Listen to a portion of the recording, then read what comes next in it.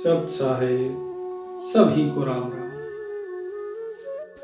सतगुरु कबीर साहब कहते हैं, बहे बहाए जात थे लोक वेद के साथ, पैंडे में सतगुरु मिले दीपक दीन हाथ। कि भाई हम तो इस संसार के साथ बहते हुए जा रहे थे, जैसे संसार चल रहा है ऐसे ही हम भी चल रहे थे। इस संसार इधर चल दिया तो हम इधर चल दिए, उधर चल दिया तो उधर चल दिए। तो बोले हम ऐसे ही चल रहे थे, बह रहे थे संसार के साथ, धारा के साथ। लेकिन बीच में सतगुरु मिल गए, और जब सतगुरु मिले तो उन्होंने हमारे हाथ में नाम का दीपक दे दिया। और ये ऐसा दीपक जिससे मेरा रास्ता वो प्रकाशित हो गया। तो क्या कहते हैं कि दीपक दीन्हा तेल भर बाती दई अघट, पूरा किया विसाहना। क्या किया? विसाहना का अर्थ होता है जो खरीदारी हम करते हैं। पूरा किया विसाहना, बहुर न आवे हट। हट मतलब हाट, बाजार। कि सतगुरु ने मुझे जो दिया, जो दीपक दिया, ऐसा दिया जो भरा हुआ था तेल से, ऐसा दिया जिसका तेल कभी घटता नहीं, और जिसकी बाती वो कभी घटती नहीं। जब तेल नहीं घटेगा और बाती नहीं घटेगी तो दिया जलता रहेगा हमेशा। और जब दिया जलता रहेगा अर्थात वो प्रकाश, वो अनंत, वो परमात्मा, उसका दीदार कहा गया है। वो प्रकाश यही है यहाँ। और इस संसार से जो हमारा व्यवहार था वो सतगुरु ने पूरा कर दिया। जो खरीदारी इस संसार में हम कर रहे थे वो पूरी कर दी। क्या थी खरीदारी? हम इन सांसों को लगे हुए हैं इस संसार के व्यवहार में, ये खरीद लो, वो खरीद लो। इस संसार के साथ, इस संसार के कुचक्र में हम लौकिक और भौतिक वस्तुओं को खरीदते हैं। लेकिन साहिब कहते हैं कि नहीं, तुम्हारा ये व्यापार, ये व्यवहार, ये खरीदारी तब पूरी होगी जब तुम उस मालिक को ले लोगे। वो प्रभु जो है, जब तक उस प्रभु को आपने प्राप्त नहीं किया तब तक आपने कुछ नहीं किया। ये संसार की चीजें बेशक खरीद लो, और जब उस प्रभु को प्राप्त कर लिया उसके बाद ये संसार की बाकी चीजें प्राप्त करने के लिए रह नहीं जाती, फिर सब कुछ अपने आप मिल जाता है। और जब तक उसको नहीं प्राप्त कर पाए तब तक आपकी ये खरीदारी अधूरी है। तो इसीलिए जो ये खरीदारी है, ये बोले मेरे साहिब ने पूरी कर दी, अब मुझे दोबारा इस बाजार में आने की जरूरत नहीं है। तो इसीलिए कहा बहुर न आवे हट, इस बाजार में अब दोबारा आने की मेरी कोई जरूरत नहीं है, मैं यहां से मुक्त हूं अब। लेकिन ये मुक्त होता कैसे है व्यक्ति? जिस प्रभु का नाम लेते हैं वो प्रभु है कौन? वो प्रभु निराकार है, साकार है, निर्गुण है, सरगुण है। वो क्या है? वो ब्रह्मा है, वो विष्णु है, वो शिव है, वो राम है, वो कृष्ण है, वो कबीर है, वो नानक है, वो दादू है। वो कौन है? अब लोगों को तो यही समझ में आता है ना। लोग तो उसी पे भरोसा करते जो देखते हैं, और आधे लोग ही, आधे भी नहीं, उस पे बहुत कम लोग विश्वास करते हैं। कल हमारे एक मित्र ने मुझे बड़ी अच्छी बात कही कि जिस तरह हम भोजन करते हैं, गुरुनाम जी हैं, बड़ी ही उत्तम बात कही कि हम भोजन करते हैं, 40 किलो हम खाते हैं। उस 40 किलो खाने में मुश्किल से आधा किलो हमारा रस बनता है। उस आधे किलो रस में से 100 ग्राम खून बनता है, और बाकी जो चीज रह जाती है रस निकलने के बाद वो सब क्या बन जाती है? वो है टट्टी, वो जो गंदगी, वो जो मिट्टी है। और उसको हम क्या कर देते हैं? उसको हम छोड़ देते हैं। सुबह सुबह हम निकाल के फेंक देते हैं उसको। क्या हम रखते हैं अपने पास? नहीं। हम केवल सार जो उसका रहता है ना, उस सार को हम रखते हैं जो हमारे शरीर के काम आए। और यही तो कबीर साहिब कहते हैं, साधु ऐसा चाहिए जैसा सूप सुहाए, और सार को गही रहे, थोथा दे ही उड़ाए। वो जो थोथ है उसको छोड़ देते हैं, वो बेकार है, वो गंदगी है। और जो सार है उसी को केवल साधु ग्रहण करता है इस संसार से। और ये संसार क्या करता है? ये संसार कीड़ों की भांति, जिस तरह आपने देखा होगा पहले खेत में जाते थे, अब तो आजकल लोगों के घर में टॉयलेट बने हैं, पहले टॉयलेट के लिए खेत में जाते थे, कीड़े पड़ जाते हैं, वो कीड़े उसको खाते हैं। बोले संसार इन कीड़ों की तरह है, ये उस गंदगी को खा रहा है, ये उस सार को छोड़ के उस गंदगी में लगा हुआ है। ये वृत्ति है संसार के जीवों की, जो सार को छोड़ के असार के पीछे पड़ा है, जो चेतन को छोड़ के और जड़ के पीछे पड़ा है, जो कि आगे एक पत्थर की मूर्ति लगा दी, उसको खुश करने के लिए गला काट देते हैं बकरे का, एक चेतन की हत्या कर दी एक जड़ को प्रसन्न करने के लिए, और फिर कहते जी बलि दे दी। एक जड़ को प्रसन्न करने के लिए गला काट दिया जाता है बकरों का, भेड़ों का। बोले जी हमने जो है कुर्बानी दे दी बकरीद पे, तो बताइए कौन खुश होगा? अरे हर जीव के अंदर वही परमात्मा ही विद्यमान है। जरा सोचिए, कोई पिता खुश होगा जो ये देख के कि उसके एक पुत्र ने उसके दूसरे बेटे का गला काट दिया? क्या खुश होगा? और नहीं तो फिर क्यों ऐसा क्यों करते हो? पत्ते, एक वृक्ष जो चेतन है, उस चेतन के पत्ते तोड़ के और जड़ के ऊपर चढ़ा देते हैं। तुलसी के पत्ते तोड़ते हैं, बेल पत्र तोड़ते हैं और उठा के फूल फाल तोड़ के और जड़ के ऊपर चढ़ा के कहते हैं बोले प्रभु हम पे प्रसन्न हो। कहां है प्रभु? तुम उस पत्थर को भगवान माने हुए हो, वो नहीं है। अभी बताता हूं भगवान कौन है, क्या रूप है उसका, सारी चीजें बताएंगे, लेकिन इसे कोई नसीब वाला ही सुन पाएगा। तो क्या कहते हैं साहिब कि चौपड़ माही चौहटे। चौपड़ क्या? चौपड़ होती है चौसर। चौपड़ माड़ी चौहटे। चौहटे क्या?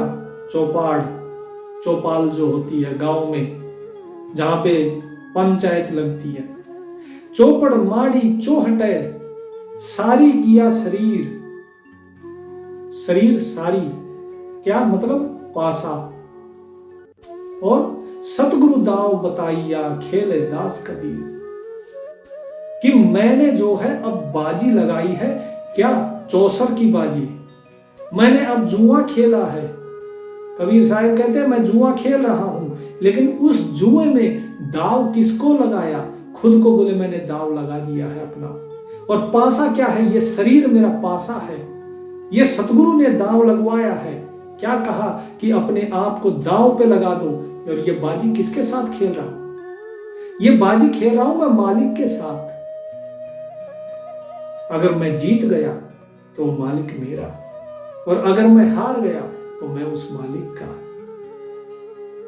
तो यहां पे दाव खेलना तो उसके साथ खेलो। और लोग जुआरी बने हुए हैं, खेलते हैं बाहर दुनिया के साथ, मैंने ये जीत लिया, मैंने वो जीत लिया। आजकल तो ऑनलाइन गेमिंग चलती है, इतने इतने पैसे लगाओ जी। कितने ही लोग अपने घरों से पैसे ले जा के लगाते हैं, लत लग जाती है, कंगाल हो जाते हैं। क्या लाभ हुआ?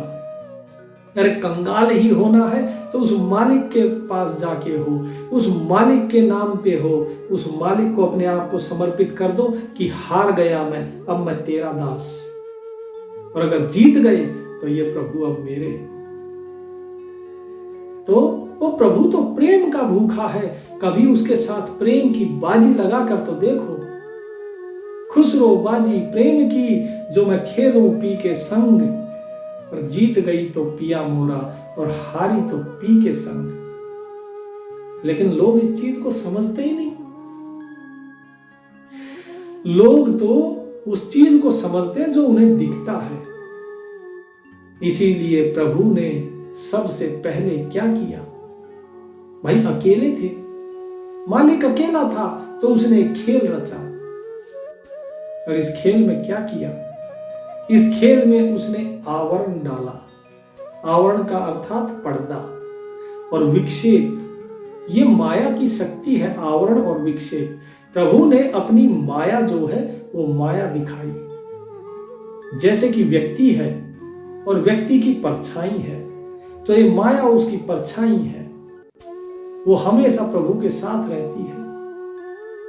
तो वो प्रभु जो निर्गुण है, निराकार है, जो दिखता नहीं है, जिसका कोई आकार नहीं, कोई स्वरूप नहीं, जो कण कण में व्याप्त है, अगर वैज्ञानिक भाषा में कहिए तो ऊर्जा के रूप में, एनर्जी के रूप में वो हर जगह है, इस ब्रह्मांड के कण कण में है। जहां पर कुछ भी नहीं है वहां भी ऊर्जा है, वो ऊर्जा के रूप में हर जगह मौजूद है। तो उस प्रभु ने स्वयं को क्या किया, पहले अपने आप को निर्गुण से सगुण किया। कबीर साहब जी ने अनुराग सागर में बताई है ये सारी चीजें, पूरा खोल के बताया है, बीजक में बताया है, पूरी तरीके से खोल के। यही चीज आपको कुरान में भी मिलेगी, यही चीज आपको बाइबल में भी मिलेगी कि उस प्रभु ने कैसे खुद ही इस सृष्टि की रचना करी। और ये सारी सृष्टि की रचना शब्द से हुई। पहले सब कुछ शब्द था, और ये शब्द वैसा नहीं है जैसे आप सोचते हो मैं बोल रहा हूं ये शब्द नहीं, ये शब्द अलग है। तो जब इसकी सृष्टि की रचना की, क्यों? क्योंकि प्रभु अकेले, वो परमात्मा अकेला था, तो उसने इस सृष्टि का अपना एक खेल बनाया। वो स्वयं ही इस खेल का खिलाड़ी बना, स्वयं ही खेल बना, और स्वयं ही पासे और स्वयं ही गोटियां, सब कुछ वो खुद है। उसके बाद अपने ही उन पासों और गोटियों को क्या किया, माया की आवरण शक्ति से और माया की विक्षेप शक्ति से उनको ये भुलाया कि ये कौन है। और ये खेल था डिसिप्शन एंड रिडेम्पशन। ये सबसे बड़ा खेल, सबसे बड़ा नाटक इस संसार में रचा जा रहा है, और खेलने वाला भी वही है। लेकिन अब इस माया का जो प्रभाव है, इस माया के प्रभाव के कारण जो ये जीव है, अब ये भूल गया, ये भरमा गया कि भाई प्रभु कौन है, ईश्वर कौन है। अरे हम कहां से आए, मैं अकेला हूं या और भी है, ये सब कहां से आए। उनके मन में ये तर्क शक्ति आनी शुरू हो गई धीरे धीरे धीरे धीरे, और उसने ये चीजों को जानना शुरू किया। तो पहले वो प्रभु ही स्वयं निर्गुण सत्य पुरुष वही प्रभु है, और उसके बाद सतगुरु भी वही है, उसका रास्ता बताने के लिए। क्योंकि एक तरफ तो माया ने भरमा दिया, अब दूसरी तरफ अब खेल खाली भरमाने का नहीं है, खेल है उनकी मुक्ति का भी, बंधन और मुक्ति का खेल है ये। अब एक तरफ बंधन और दूसरी तरफ मुक्ति, तो ये बंधन करना और इसका काम है मुक्ति करना। तो मुक्ति करने के लिए स्वयं सतगुरु के रूप में वही परमात्मा ही है। लेकिन अब जो जीव आवरण दिया गया, जीवों के ऊपर जो पर्दा डाला गया, तो वो क्या हो गए, साकार। उन्हें ये स्थूल शरीर दिया गया, अब वो तो केवल स्थूल चीजों को देखते हैं और उन्हें ही समझते हैं। तो प्रभु ने अपने आप को निराकार से साकार किया, निर्गुण से सगुण हुए। जिसको ये चीज समझ में नहीं आ रही, वो विज्ञान के हिसाब से, जो विज्ञान के छात्र हैं वो इस चीज को समझ पाएंगे। वैज्ञानिक दृष्टि से भी बता देता हूं। जिस प्रकार बर्फ साकार होती है, लेकिन पानी उसका कोई आकार नहीं होता, वो जिस रूप में डल जाए वो वही आकार ले लेता है। जिस तरह वही पानी भाप बन जाता है, तो उसका भी कोई आकार नहीं, वो निराकार है। पानी दिखता है, बर्फ दिखती है, भाप नहीं दिखती है, वो उड़ गई, वो आपको कहीं नहीं दिखाई देगी। तो इसी लेकिन वो है ना, वो भी जल है, जल भी जल है, बर्फ भी जल है, सब कुछ इसी प्रकार परमात्मा है। वही परमात्मा फिर स्वयं ही हर चीज को सीमित करने के लिए स्वयं ही काल है। अब लोग कहेंगे अरे नहीं नहीं, ये क्या बता दिया, परमात्मा काल कैसे है? क्योंकि जब स्वयं परमात्मा ही था, परमात्मा के अलावा कोई था ही नहीं, तो काल कोई अलग से तो बना नहीं है, वो स्वयं परमात्मा ही बना ना, या कोई और चीज बनी? वो परमात्मा ही सतगुरु है, वो परमात्मा ही काल बना, वो परमात्मा ही प्रेम है, परमात्मा ही सुख है, परमात्मा ही संतोष है, परमात्मा ही दीनदयाल है, परमात्मा ही जोगजीत है, परमात्मा ही कबीर है, परमात्मा ही सब कुछ है। सब वो परमात्मा ही बना। वो निर्गुण से सगुण हुआ, वो निराकार से साकार हुआ। वैज्ञानिक दृष्टि से इसको मैं प्रमाणित कर सकता हूं कि सब कुछ एनर्जी से ये मैटर बना है और मैटर से ही ये वापस एनर्जी में बदल जाता है। आपने ये तो देखा होगा, लकड़ी के एक लक्कड़ में आग लगा दो तो इतनी सी राख बचती है। इतना बड़ा लकड़ी का भारी लक्कड़, इतना बड़ा टुकड़ा, और थोड़ी सी राख हो जाती है, और वो भी हल्की सी। वो सारा वजन कहां चला गया? वो सब कुछ ऊर्जा में बदल गया। ऊर्जा कैसी? प्रकाश। ऊर्जा कैसी? गर्मी, और वाष्पीकरण हो गया, गैस बन गई, आकाश तत्वों में मिल गया। तो ये सारी चीजें ऊर्जा में परिवर्तित हो जाती हैं, और जब इन्हीं चीजों को वापस मिलाया जाता है तो फिर से वो मैटर बन जाता है। ये सारी चीजें आप जो विज्ञान के छात्र हैं वो बिल्कुल आसानी से समझ रहे होंगे जो मैं बता रहा हूं। तो ये तो प्रमाणित है, और मैं आज से नहीं, पिछले 10 साल से ये चीज बोल रहा हूं, लेकिन अभी 4 साल पहले जो है मेरी इस बात को प्रमाणित किया है। जो मेरे को खाली एक बंदे का नाम याद है, बाकी 3-4 फिजिसिस्ट थे। एक का नाम है स्टीव रोज, अगर मैं गलत नहीं हूं तो उन्होंने ये प्रमाणित किया है कि जब 2 फोटोन एनर्जी के टकराए तो मैटर बना, पॉजिटिव और नेगेटिव पार्टिकल। और ये नकारात्मक और सकारात्मक, ये दोनों मिलके ही तो ये संसार बना है। अब इस चीज को जब परमात्मा निर्गुण से सगुण हुआ और निराकार से साकार हुआ, अब साकार हुआ, तो अब ये जो जीव है, इस जीव के पालन पोषण के लिए हर चीज चाहिए।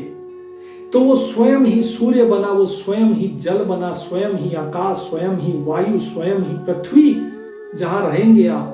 जो पानी था उस जल बना। सबसे पहले क्या बना? सबसे पहले आकाश। आकाश से किसकी उत्पत्ति हुई? आकाश से उत्पत्ति हुई वायु। अग्नि, अग्नि से बना जल, और जल से फिर ये पृथ्वी। आपको लगता है कि पृथ्वी के ऊपर जल है? नहीं, जल के ऊपर ये पृथ्वी तैर रही है। जिस तरह पानी रखा होता है, पानी पे धीरे धीरे कुछ नहीं डालना आपको, धीरे धीरे अपने आप काई जमती चली जाएगी और उस पे पूरा वन आ जाएगा। कहां से आ गया वो सब? प्रैक्टिकल सोचो, साइंटिफिकली सोचो। आपको विज्ञान की दृष्टि से बता रहा हूं कि वही परमात्मा सब कुछ बन रहा है।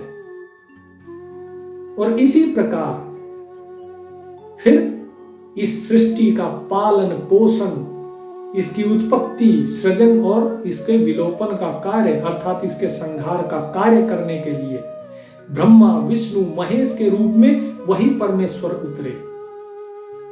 लोग कहते हैं, बोले ये माया के गुण हैं। तो माया अलग है क्या प्रभु से? क्या माया कोई अलग शक्ति है और ईश्वर कोई अलग शक्ति? नहीं ना।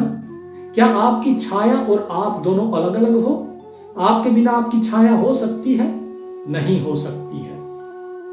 आप ही की वो परछाई है। इसी तरह माया उस परमात्मा की ही परछाई है, लेकिन किसकी? जो सगुण ब्रह्म है उसकी, निर्गुण ब्रह्म की नहीं। निर्गुण ब्रह्म जो है वो सगुण हुआ और सगुण के साथ ही वो माया हुई। तो जो सगुण ब्रह्म हुआ वो कहलाया काल, और माया कौन हुई? काली, अद्या। तो इस चीज को समझिए। इसीलिए जो कबीर साहब ने कहा है, कर नैनो दीदार महल में प्यारा है, इस शब्द के अंदर सारी चीज बताई गई है कि भाई ब्रह्मांड के नीचे जो भी कुछ है, पिंड, सब कुछ सगुण में है। और ब्रह्मांड में जब जाते हैं तो जो तीसरी शून्य तक पहुंचते हैं, उस तीसरी शून्य के दो भाग हैं। नीचे वाला कौन सा है? नीचे वाला है सगुण और ऊपर वाला निर्गुण, और ये काल है इसके बीच में जो निरंजन है। ये चीज भी बताई है, ये बताई गई है। जो दूसरा शब्द साहिब ने कहा कि कर नैनो दीदार, वो पिंड से न्यारा है।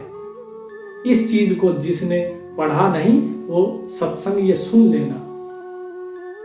तो इसलिए मेरे भाई, ये निर्गुण सरगुण के चक्कर में मत पड़ो, क्योंकि निर्गुण भी वही है, सगुण भी वही है। इसीलिए कहा जाता है उसे गुणातीत, अनिर्वचनीय है। उसके बारे में कुछ कह नहीं सकते।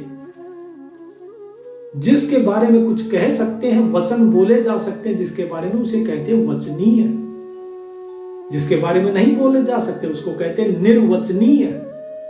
और जो इन दोनों से परे है, जिसके बारे में आप बोल भी सकते हो, नहीं भी बोल सकते, और सबसे परे है, वो है अनिर्वचनीय। इसीलिए माया अनिर्वचनीय है, क्योंकि वो अनुभव से समझ में आती है, शब्दों से नहीं।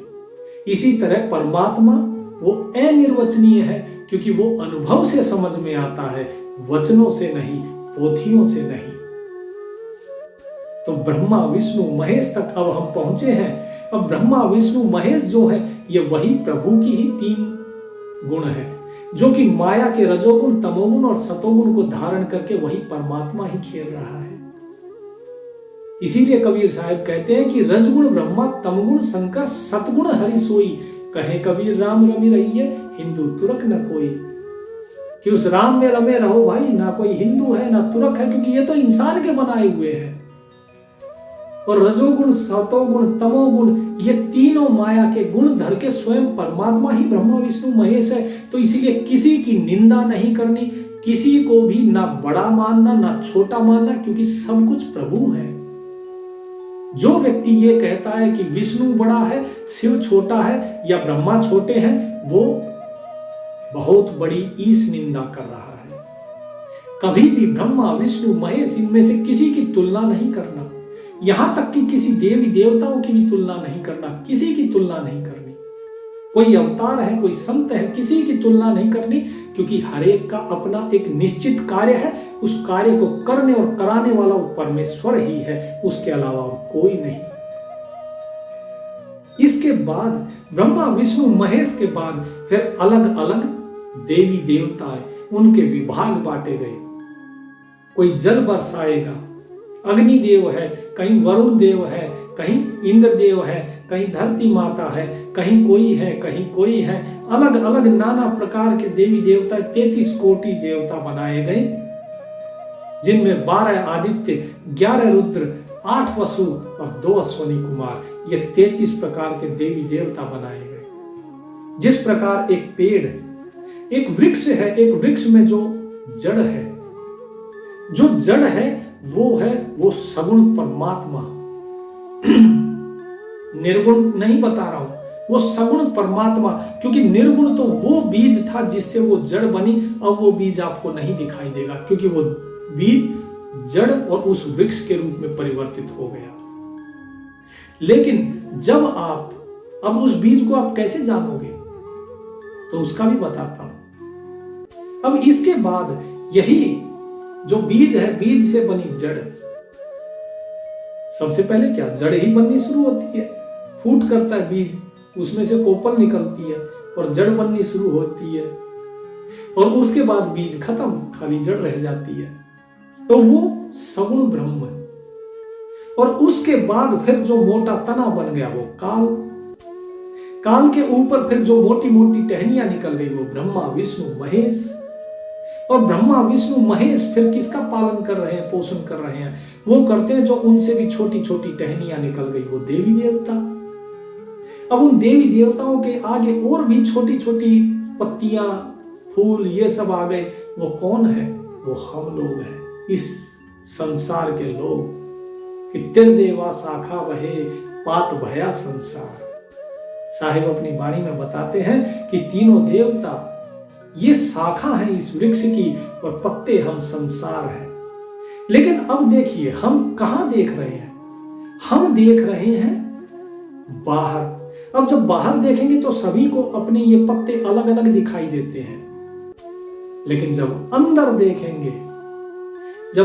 देखेंगे तब पता लगता है वास्तव में ये पत्ते सभी जुड़े हुए हैं। हम एक दूसरे से जुड़े हुए हैं उस टहनी के माध्यम से।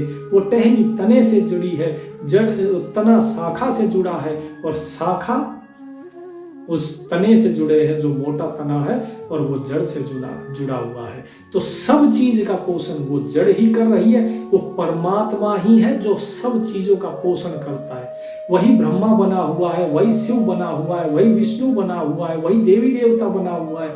आप भी वही बने हुए हैं, उस परमात्मा के अलावा और कुछ नहीं। आप अपने अज्ञान के कारण बाहर देखते हैं, तो इसलिए आपको दूसरा व्यक्ति और खुद आप अलग अलग दिखाई देते हैं। इसीलिए अब आप कहोगे, बोले जी पत्ते तो जुड़े होते हैं आपस में टहनी से, इसलिए वो अंदर देख सकते हैं। हम कैसे जुड़े हैं? आप जुड़े हो एक दूसरे से ऊर्जा के द्वारा। ऊर्जा के माध्यम से आप एक दूसरे के साथ जुड़े हुए हो। वो ऊर्जा आपके अंदर भी है, आपके बाहर भी है। जिस श्वास से आप लेते हो वो ऊर्जा आपके अंदर और बाहर इस श्वास के द्वारा विद्यमान है।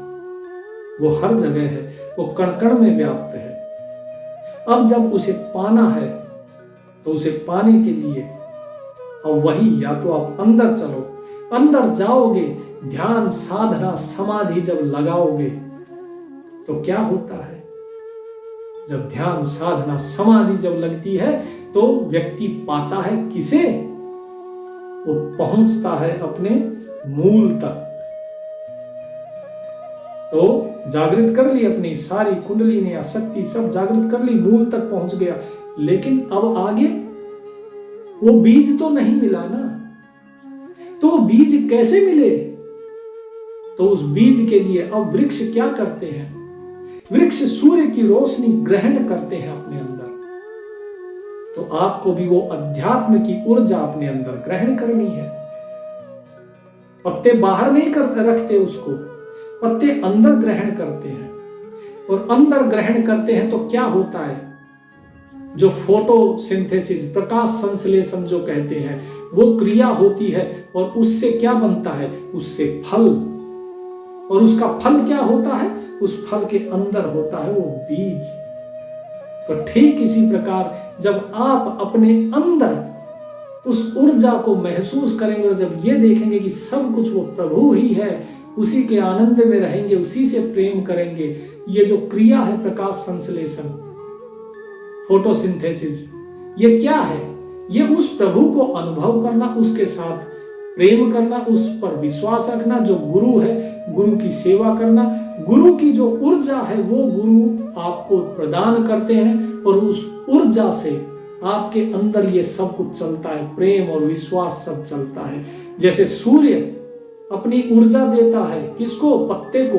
इसी तरह गुरु अपने नाम की ऊर्जा आपको देते हैं और जब आपको वो ऊर्जा मिलती है तब आपके अंदर ये सारा सब कुछ जागृत हो उठता है और आपके अंदर वो ज्ञान आता है। और उस ज्ञान का, उस भक्ति का, उस विश्वास का जो फल होता है, उस फल में वो परमात्मा प्राप्त होता है। तो इस प्रकार आप उस बीज तक पहुंचते हैं। जैसे वृक्ष के ऊपर फिर फल आते हैं और हर एक फल में बीज होता है, ठीक इसी प्रकार आपके अंदर भी वो परमात्मा आपके अंदर ही है।